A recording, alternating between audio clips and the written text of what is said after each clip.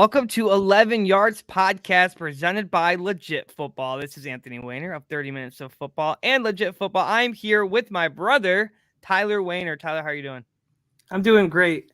I'm a little shocked that the season is ending, but I'm doing great. I'm really excited to talk about football. I was going to ask you about that because we're going into week 18.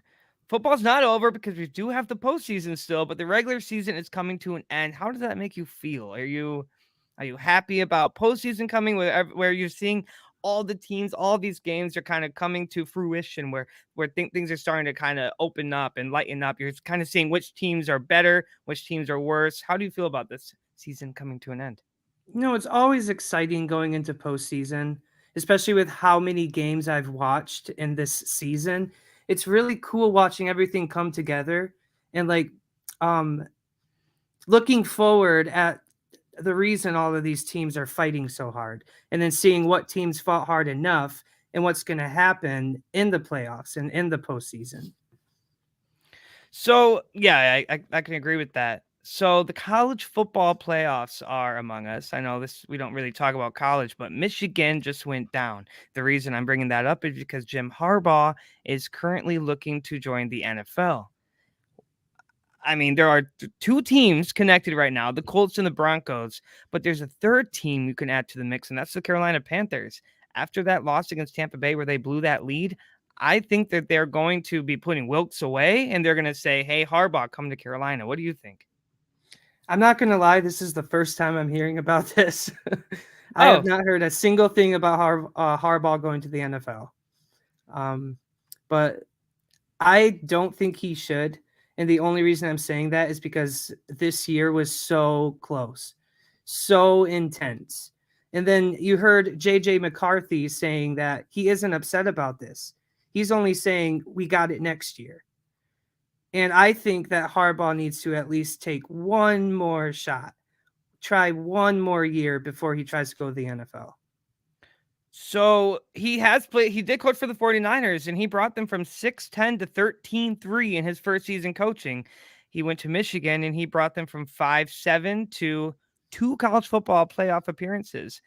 This is a guy who can take a losing team and make them a winning team, and there's proof in that. So you're taking an already winning team and trying to win a championship with them, or you could go to the NFL, get paid more, get more recognition as a coach, and now you've coached in college long enough to where is it time to turn around an NFL franchise like he did for Michigan?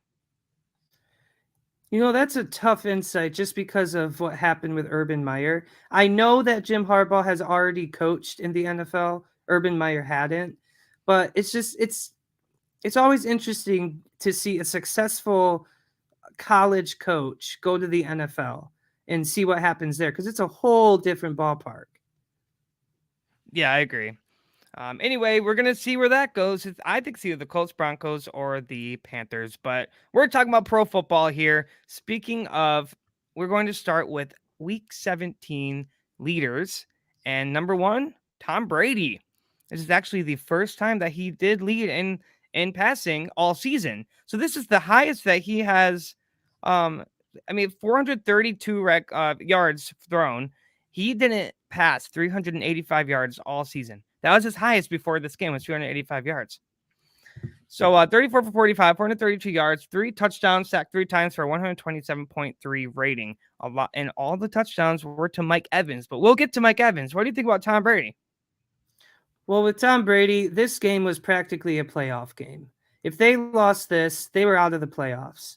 So Tom Brady, knowing Tom Brady in the history, him in playoffs are like peanut butter and jelly. It works every time. And Tom Brady is like, okay, I'm going to playoffs. And I said from the very beginning, don't sleep on Tom Brady because he will find a way. And sure, his record may not show it, but Tom Brady found a way. And the first half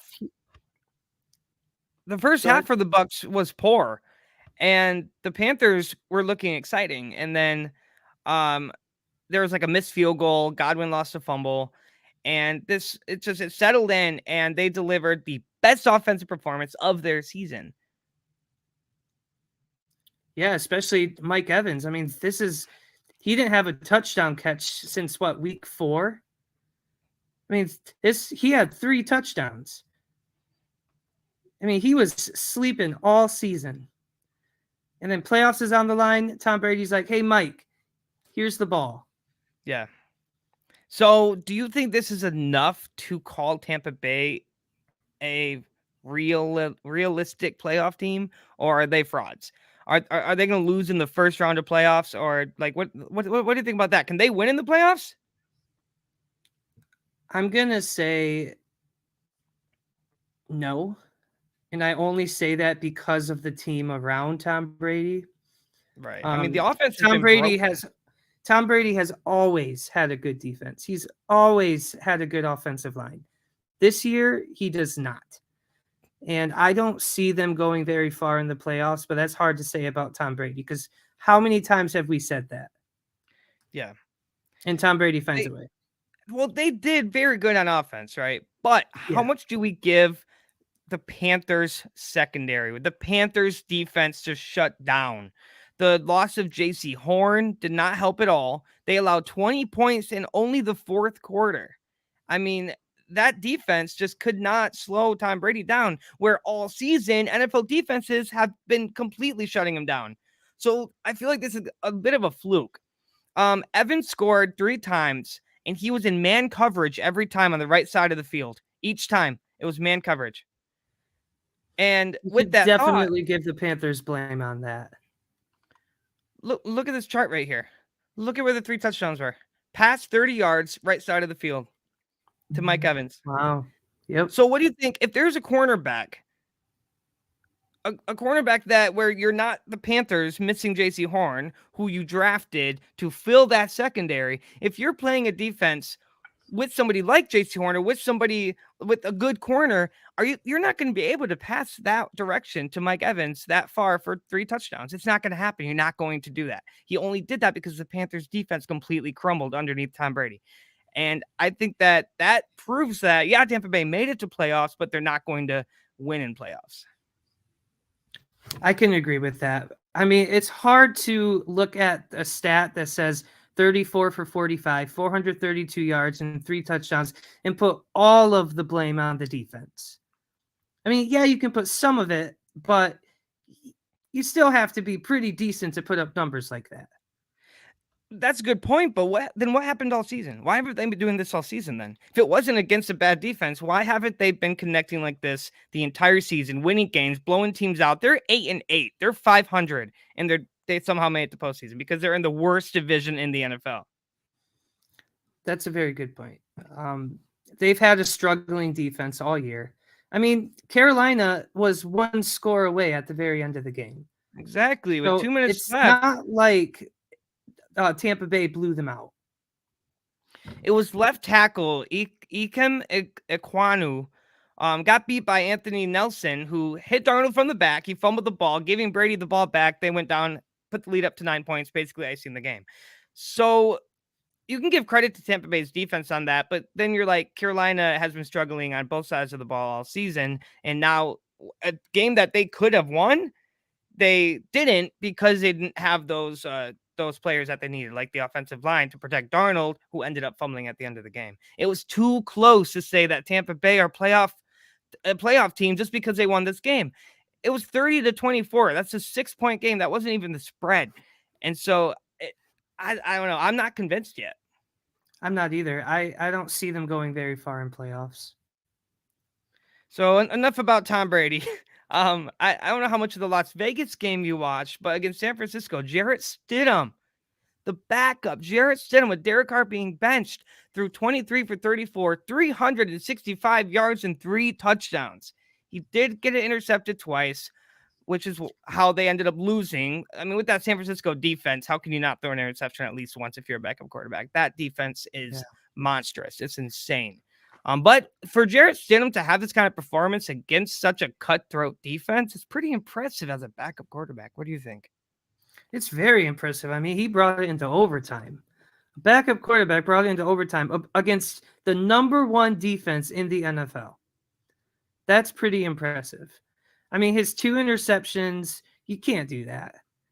No, If not if you want to win. you're going to be an NFL quarterback, if you're going to replace the starter and win games, you can't throw 2 interceptions. He definitely has a lot to learn if he wants to become Las Vegas starter. Otherwise, they're drafting a quarterback in the draft, Right. or they're signing whichever quarterback comes in free agency. Because Derek Carr is not staying. He's definitely going to be joining a new team. I think it's going to be Indianapolis. That's my bet. I do too. I Where think do you think Derek everybody Carr's does. going? Since we're on the Indianapolis. Vegas train, okay.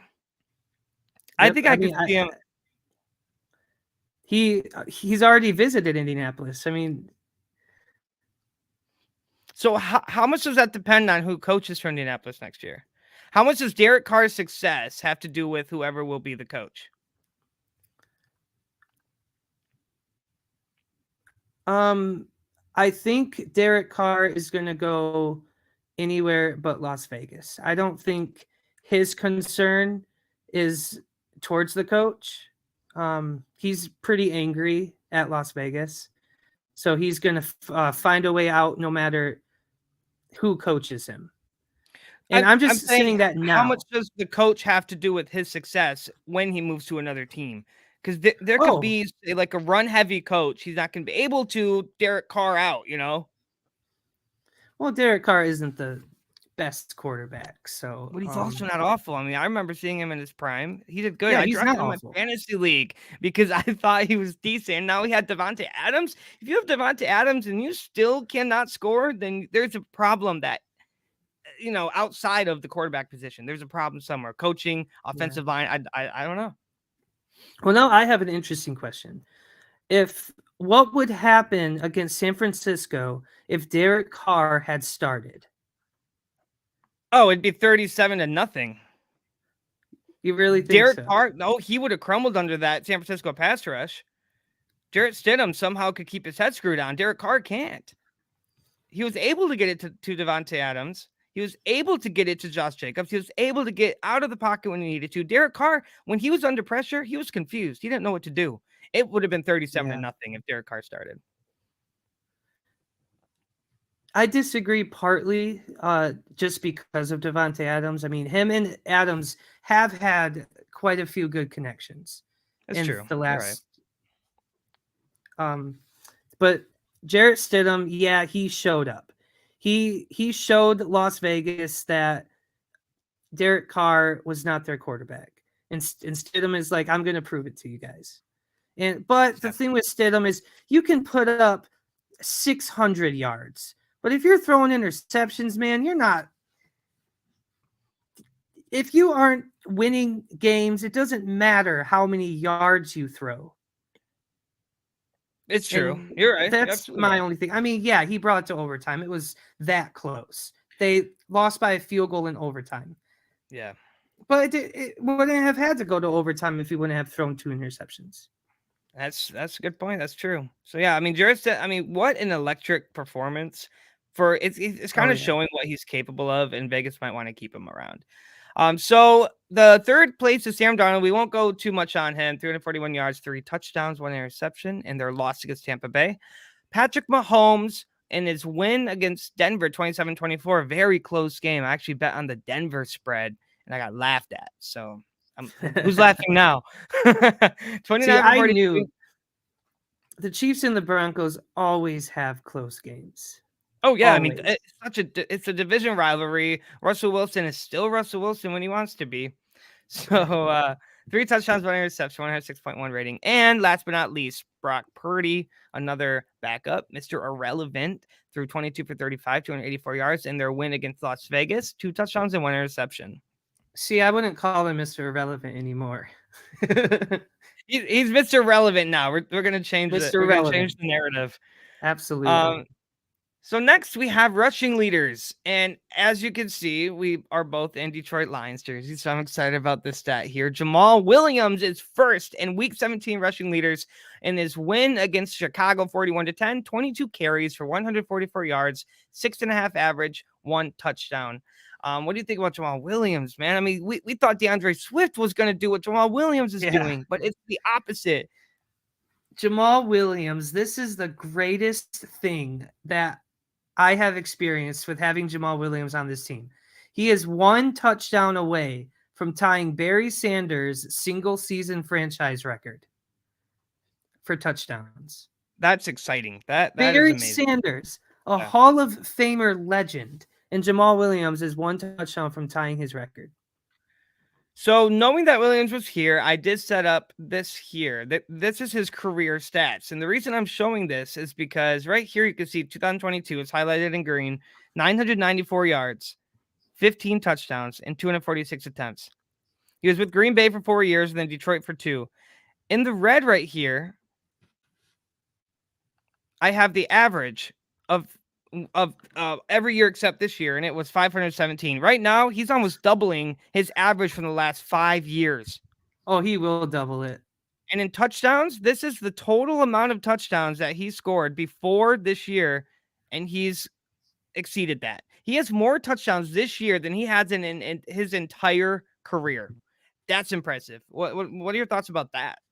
That is just incredible. Like I don't have uh very many words because obviously watching him every game all season, I see Jamal Williams touchdown, Jamal Williams touchdown, Jamal Williams. It's like in the past you don't see that. You Right. never saw highlights of Jamal Williams scoring touchdowns ever. And now Right. it's practically every game, one or two, three touchdowns in one game.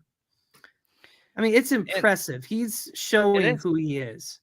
And you can see right here how many attempts he's had. He's had 246 carries compared to, I mean, not even reaching 150, except maybe last year. But I mean, he's getting carries, so that's helping a lot. DeAndre Swift's injury definitely benefited him, but he's really shown that he's able to take that role. In Absolutely. Honolulu Blue here, I have in 2022, that's 28. This year has been 28% of his yards in his career. That's over a quarter.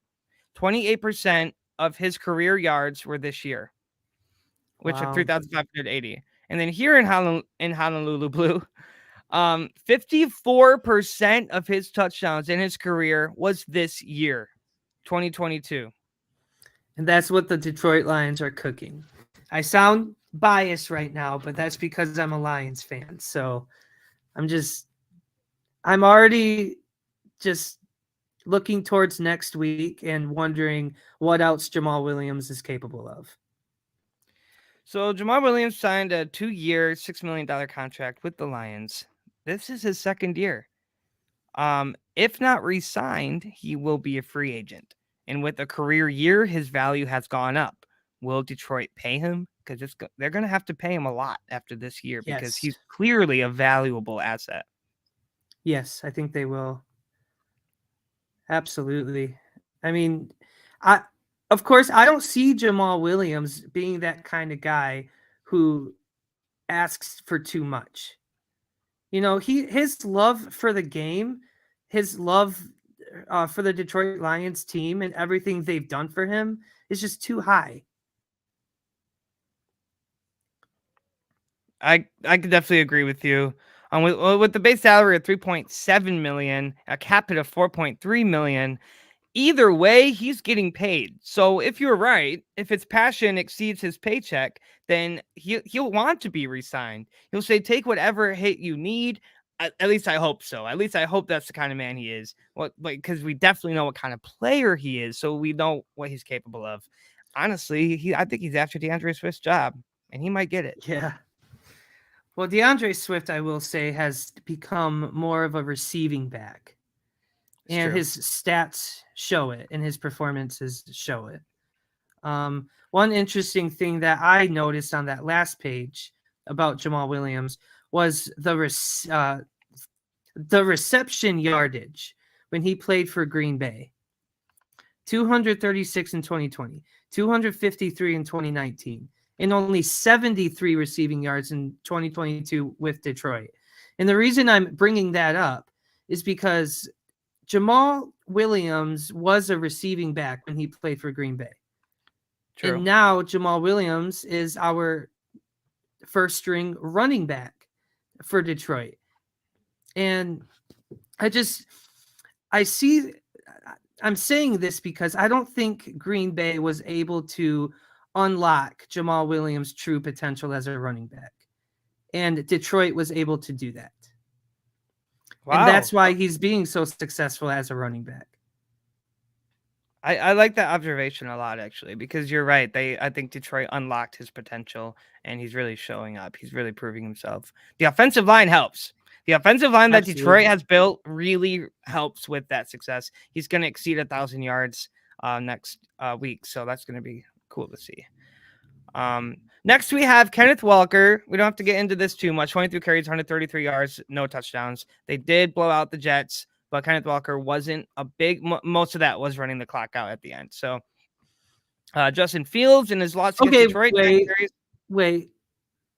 Kenneth Walker I'm going to disagree with you on that because Kenneth Walker was most of that game. He didn't score any touchdowns, but he was able to get the ball down the field.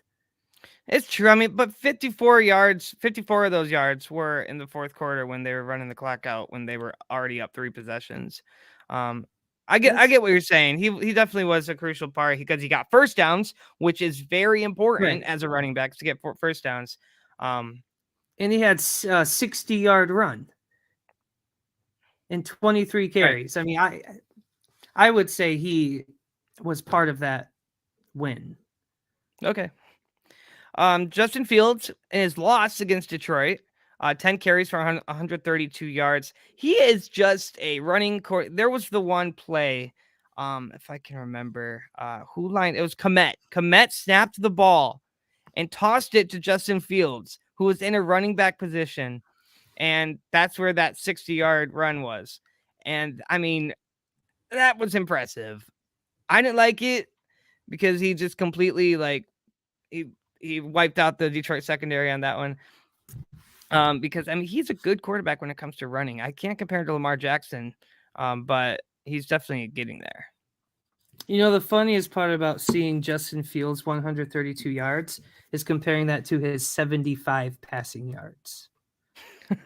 Yeah, I guess if I'm you put not it only into that saying that perspective, because it's Chicago, but right? Well, I mean Chicago's kind of awful. They are very, very bad right now, and they yeah. have a lot to work on. They're going to be dipping into that draft, and they have a lot of positions to work on. They're probably going to be looking into free agency, making some trades. They got rid of Roquan Smith, which is allowing offenses to just get right through that middle. I mean, you have no linebackers. I don't know if that was worth the trade. I think Baltimore probably won that trade. And it's kind of showing here Yeah. at Chicago's last few games of the season. I mean, part of Cam me feels like Justin Fields in Chicago has kind of given up at the end of the season, and that starts to show what kind of quarterback Justin Fields is. And I like Justin Fields as a quarterback. I think he's good, but the team around him isn't allowing him to use that potential. Like I feel like Justin Fields would be better off in a different team. He could be reliant in a different scheme, in a different with I mean, he has no targets, he has no offensive line, he has no running back. He has to do all the work. He's carrying that team on his back. He's the only one scoring any touchdowns. That's true. Number 4, we have Cam Akers, who has been showing up, and hopefully he shows up against Seattle because the LA has to win for the Lions to make it into playoffs. So if Right. Cam Akers can do what he's been doing, which fun fact, in the last 5 weeks, Cam Akers has had the most carries of any running back in the NFL. This Oh game, wow. 19 carries for 123 yards, no touchdowns, but he was definitely important in that offensive game. In the comeback, I think because they lost, I mean, they lost the lead fast.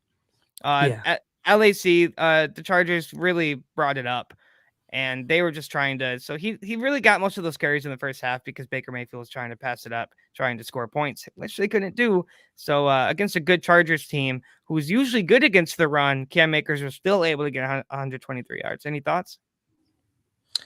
I think that Cam Akers with his 19 carries, that's only 6.5 yards average. All right. If you're gonna carry it 19 yards or carry it 19 times and expect to win, you gotta score touchdowns. Okay, yeah, I And definitely that's agree. my only thought. I mean, yeah, 123 yards, that's good. That's good, especially against a rushing defense like the Chargers, but you gotta score touchdowns.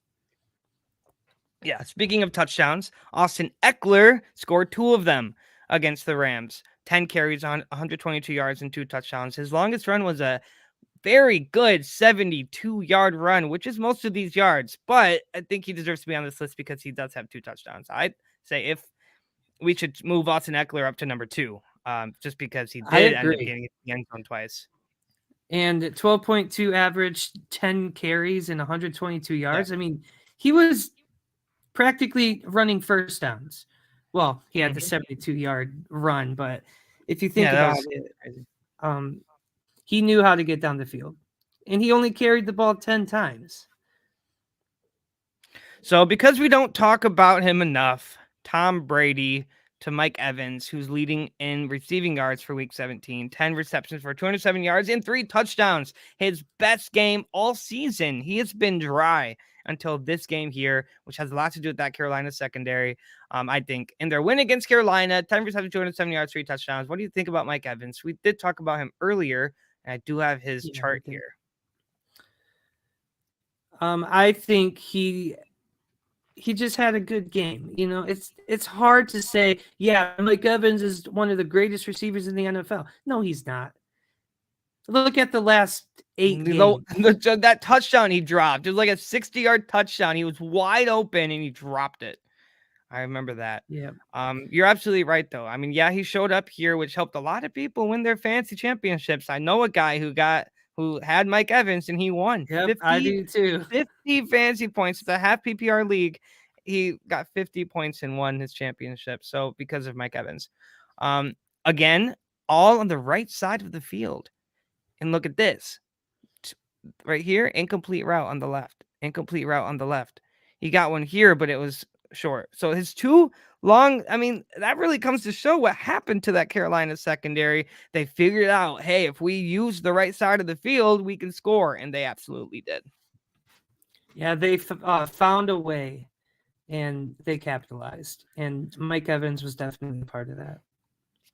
So Jarrett Stidham again, because Devontae Adams is second with 7 receptions and 153 yards and 2 touchdowns. So Jarrett Stidham has figured out how to use Devontae Adams when Derek Carr couldn't. What do you think about Devontae Adams? Because he is a good receiver. He was in Green Bay and he still is.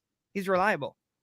Devontae Adams is that kind of receiver where you don't need a Hall of Fame quarterback. You don't need Aaron Rodgers. I mean, Devontae Adams, if anybody tosses a ball up to Devontae Adams, he's got it. He's going to catch it. Got it. He's Yeah. going to score touchdowns. Jarrett Stidham is a perfect example of that. So number 3, we have Chris Godwin and their win. I mean, this is crazy too, because with the amount of yards and touchdowns Mike Evans got, Godwin still got 120 yards from Brady to win that game. So he was spreading that ball out to both of these guys. Godwin did have a fumble early in the first quarter where Carolina was able to get a 14-0 lead. So Godwin fumbling kind of puts him out of that, but he did still get 120 yards. Any thoughts here? I think he had a good performance. He had one mistake that lost him the possession, but he came back. You got to give him credit for that. Okay. You can't rule somebody out because of one turnover at the beginning of the game. Okay. But you do have to hold on to the ball. I mean, you're a professional football player. You have to hold on to that ball because fumbles have decided games. Turnovers decide games. Dropped passes decide games. And Godwin dropped 5. So it's I mean, I like Godwin. I think he's athletic. I think he's good. I think his injury kind of slowed him down a little bit. So I think he's still trying to really get back on his feet. Number 4, we have DJ Moore, lost against Tampa Bay, 6 receptions, 117 yards, and 1 touchdown. So this was mostly in the first half when Carolina did have that lead and really did like torch Tampa Bay's defense in that first half. Any thoughts on Moore? I didn't. I have never ruled out Moore as being a good wide receiver. And I keep seeing, I don't watch a lot of Carolina games, but every time I see Moore have a decent game every single week. And I think Sam Darnold isn't elite quarterback. And I think that DJ Moore could do so much better outside of Carolina. I think a lot of players in Carolina could do so much better Without Sam Darnold. Tyler said it without here. Sam Darnold. Every player in Carolina will do better without Sam Darnold. I think they will be looking for a new quarterback. I think, unless they want to stick with Darnold, which I don't know who would want to stick with Darnold. I mean, they released Baker Mayfield because they thought he was the answer, so they're gonna have to be really careful. Um, Right. Devontae Smith of the Philadelphia Eagles, being led by the great Gardner Minshew right now. 9 receptions for 115 yards, no touchdowns. Not much to say here. Smith is reliable. He's young. He's going to be with this team for a very long time, producing. They did lose 20-10, but he had an okay game as a receiver. I mean, And an any okay receiver with quarterback a under center. right. Any game with over 100 yards as a receiver, I think you can call it a good game. I think you can go home that day, kiss your wife, and say I had a good game. I think that you can do that. I'm gonna say it again. If you don't score touchdowns, man, you're not doing something. And Devontae Smith, I'm only saying this because he's on my fantasy team. He's a tennis match. He either does really good or he doesn't produce at all. In this Right. game, Okay. yes, he got 9 receptions, 118 yards. That's good. Or I'm sorry, I guess, 115 yards. yeah. I guess Um, from a fantasy perspective, I know we're not talking fantasy, but from a fantasy perspective, Devontae Smith's like a wide receiver 3 or a flex because you're absolutely right. It's a hit or absolutely. miss every week. Yeah. I mean, you got AJ Brown. What do you expect? And he's been making, I mean, that trade, Philadelphia won that trade because AJ Brown's been that Absolutely. whole offense. He reminds me of Calvin Johnson. The way that he can get up and get the ball in any That's situation, a 50-50 or not. that's a He hot definitely take. has that. Yeah, I mean, he's Calvin Johnson-esque. I'm talking Calvin Johnson in like the early 2010s, not when he was in his prime, but when he was making his way up to his prime. Okay. And so, well, that's enough for this week's leaders. I did want to talk about something before I want to go over the passing because Patrick Mahomes is leading in passing in the league. Then it's Tom Brady, Justin Herbert, Kirk Cousins, and Jared Goff. Full disclosure, I left Joe Burrow and Josh Allen out because of what had happened on Monday. I didn't want to bring them into today's conversation of light of recent events. So I'm keeping them out of this one. So it does show Jared Goff is third in the running for a comeback player of the year, by the way, because of his very poor performance last year. He has been doing a lot better. So he is actually in the running for a comeback player. Kirk Cousins Wow, has been that's doing better. amazing. Yeah, I'm really excited about that as a Lions fan because he's clearly the quarterback of the future. I know there's a lot of talk about him being a bridge quarterback, about drafting a rookie. I think that talk has been shut down. I think Jared Goff said, "No, this is my job. No one's after Yeah, my he's job. keeping it. I'm going to do this." If we draft a quarterback in the draft, it's going to be backup, but and late round. So in rushing, we have just Josh Jacobs, Nick Chubb, Derrick Henry, Saquon Barkley, and Miles Sanders. And this still hasn't changed. It's still the same. So these guys are still producing. They're still very effective running backs. Any thoughts here? Not many. I mean, everybody on this list are just continuing. None of them have had a really bad game. They're consistent. They're very consistent. Consistent, yes. Receiving, we have Justin Jefferson, and we'll talk about him in a minute because I have a surprise in a few minutes here. Tyreek Hill, Devontae Adams, AJ Brown, and Stephon Diggs. So, any thoughts here? I'm gonna leave Stephon Diggs out of the Yeah, conversation just because of recent events. Justin Jefferson is funny, and I have a feeling I know exactly what your surprise is about him, but I'm going to mention his last game against the Packers. Was Okay. it Justin Jefferson's fault, or do we give all of the credit to Jair Alexander? I think we give the credit to Jair Alexander. I think that he did what Jeff Okuda did when Detroit played them. He knew how to shut Justin Jefferson down because Yep. how good is Jefferson in man-to-man, Tyler? How good is Jefferson when the secondary is playing man? Not He's sure. not. He's not He's not. good. Okay. Now, when they have like that far safety out, and then the corner's playing zone, Justin Jefferson, he can catch anything. But as Yeah. soon as you have a good corner playing man, Justin Jefferson it's like he gets confused. He's too busy playing around with the corner, playing around with the coverage that he forgets to catch the ball sometimes, or he's not able to catch the ball. A lot of times I know in his rookie year he had like three offensive pass interferences, so I think he's traumatized by that. So he's not as physical as he could be, but damn, is he producing? But you're absolutely right. Alexander shut him Yeah. down, and you have to give him credit for that. Yeah, Alexander. I mean, obviously the Packers have been a very broken team, and they're finally kind of showing up and they're showing who they are. And Alexander is showing who he is. Because obviously Alexander can't do everything. But in this game, Right. man, he did everything. Absolutely. So next on we have sacks, where Nick Bosa still is leading in sacks. He has just been incredible all year. 17 and a half sacks, 35 solo tackles. Then we have Hassan Reddick at 16 sacks. Matt Judon, he's been explosive in the New England defense. 15 and a half sacks. Myles Garrett, 15 sacks. Chris Jones, 13 sacks. None of these names surprise me. Going into the No. season, I knew I'd see these names in this sack column. So, any thoughts here? Nick Bosa, Defensive Player of the Year. I could see that. I mean, he's integral in the 49ers defense right now, and it's showing for sure. I mean, am I wrong or was he hurt for a little bit? He got hurt, and then he came back, and then he got hurt again, and then came back again. But now he's fully healthy. Okay, so let's talk about that. He has not started every game, and Right. he is leading in sacks, leading in solo tackles. I mean, that is impressive.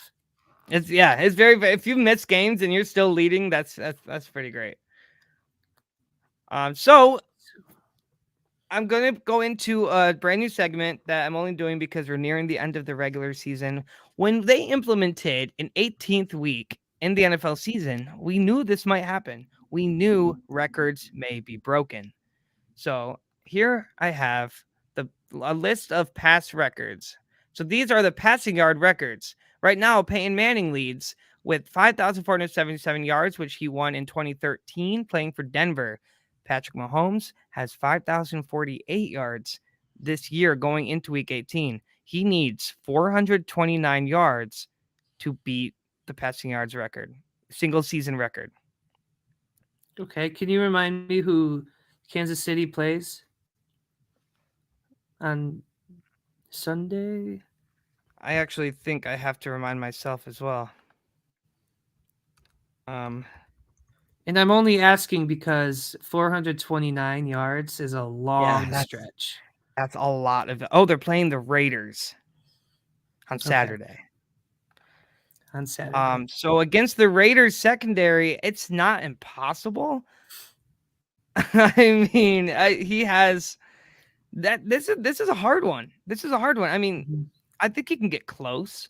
I think he can at least be Tom Brady's right here in 2021. I think he can maybe hit the third place. I could see But that.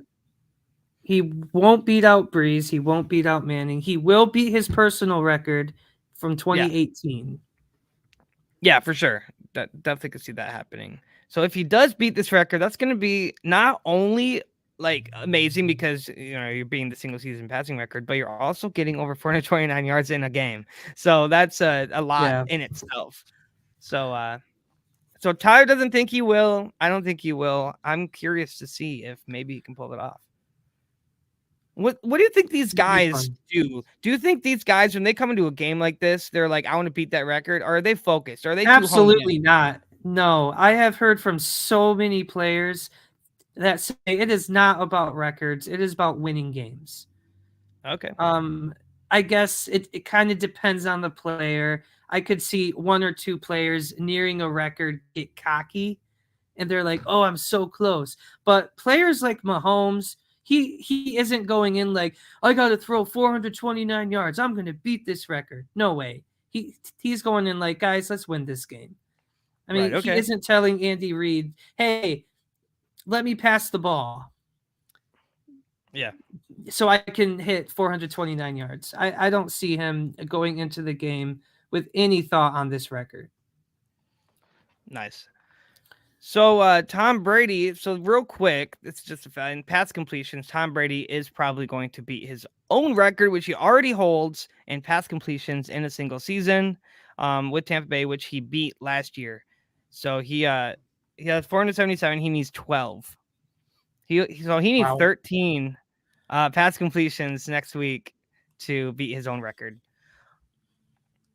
Receiving yards, which is currently held by Calvin Johnson, who played for Detroit in 2012, got 1,964 yards. Justin Jefferson needs 193 yards to tie with that record, 194 to beat it at 1,771 yards for Minnesota this year. Can he beat this record with Kirk Cousins? Can he beat this record? I think if he got yards last week, it would be in reach. I don't think it's in reach this time. 193 yards is a lot for a wide receiver. Yes, Justin Jefferson has done it before a number Hey, of times, hey, but hey, Tyler, they're playing the Bears. They're playing the Bears. I mean, Justin Jefferson might as well already have this record. They've okay, allowed the that most yards by a quarterback of any defense in the league right now in the second half of the season. okay, but now I'm curious. It is week 18. Are you starting your starters? Yes. The whole game.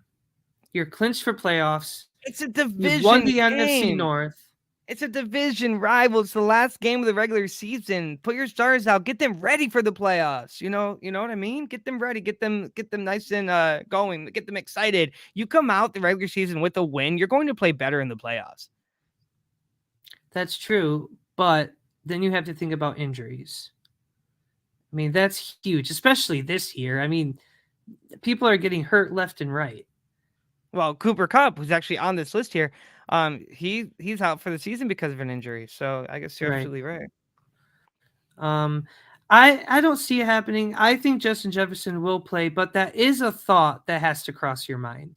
Of You course, know, and it's if the if you're the last week. coach, yeah, You've clinched your division. You're in playoffs. You know, it's all set in stone now for you. right. So let's say it like this: if Justin Jefferson plays, I think he'll beat the record. If the coach sits him, he will not. Do you want to agree on that, or Um, I want to know your thoughts? Can he beat this record if he plays? That's I'm completely staring at hypothetical. the 193 yards, and I'm like, for one That is a player, lot a of wide yards. receiver at that. I mean, there are quarterbacks who can't even throw that many yards. I mean, And Mike Kirk Evans has got Cousins, 207. yeah, that's true, but he has Tom Brady at quarterback. Justin Fair. Jefferson has Kirk Cousins. Fair. Hey, at least it's not a primetime game. True. Kirk Cousins isn't good at on prime time. Everybody No, knows he's that. not. So my guess is that Justin Jefferson will not beat the record. Okay. I think it'd be pretty exciting if he does. See, I'm a Lions fan, so I kind of want Calvin Johnson to keep it. So, Yeah. because that's something Detroit has, and I want to keep that.